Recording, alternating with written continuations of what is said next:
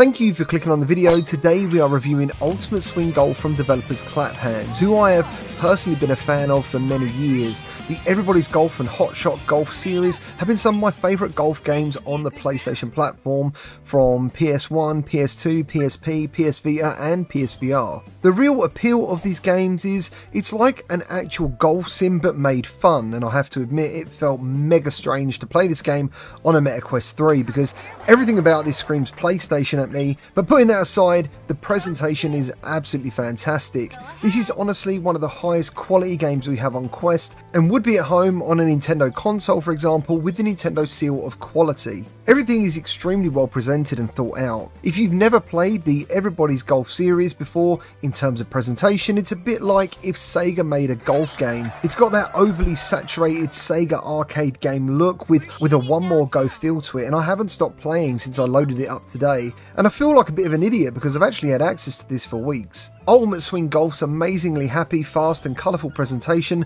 made me smile almost instantly, and it's little things like being able to increase the size of your avatar's head, the crowd cheering every time you wave at them, the caddy's overly positive and supportive chatter, rabbits on the fairway, dragonflies landing on your golf ball, planes and birds flying overhead, dolphins jumping out of the sea and gorgeous sun rays. And I actually think it would be very hard to be having a bad day and not be cheered up by playing Ultimate Swing Golf. The golfing experience itself, I'm really pleased to say, is actually very good. It's incredibly accurate, and in golf games I'm a bit like Happy Gilmore. All I want to do is hit the ball as hard as I can and as far as I can, and then putting and making shots that demand a focus on power and elevation variations really keep me challenged and make me focus, and I've definitely improved the more I've played. The main part of the game is the challenge mode, and as you play the challenge mode you unlock outfits for all the caddies, including the receptionist, and new golf club sets that have different attributes to, say, the standard clubs and beginner clubs. As soon as you step away from the beginner clubs, and that's when the game ups its difficulty, and you have to start getting everything right to get your shots on target, and every swing in this game feels satisfying. Even the grass moves when your golf club touches it. It's little things like this I just want to get across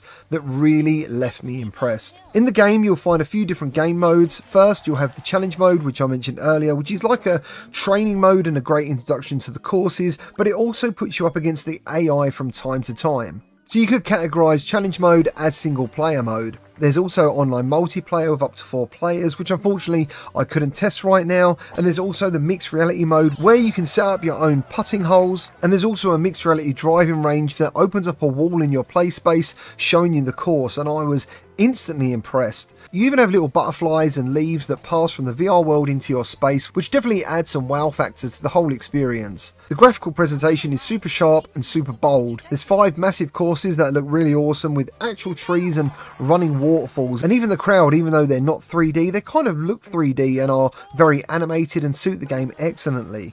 They even move around when it looks like one of your shots may actually hit them, and I found myself waving at them many times to celebrate if I did a decent round. And I also want to add that the caddies are super detailed and well animated. I do however have one gripe with the game, and that's that it doesn't let you use your non-dominant hand, and it becomes pretty useless, which is something I've experienced in other VR golf games, and many times I found myself wanting to grip my golf club with both hands. And even though the game visually simulates that you're using both arms and there's nothing stopping you actually gripping it to feel like you're being more accurate, I simply wanted to have both arms in the game. That's really all I've got in terms of negativity as far as this game goes. All this combined makes this a truly happy, well thought out, tough but fun game to play that will make you smile every time you jump in.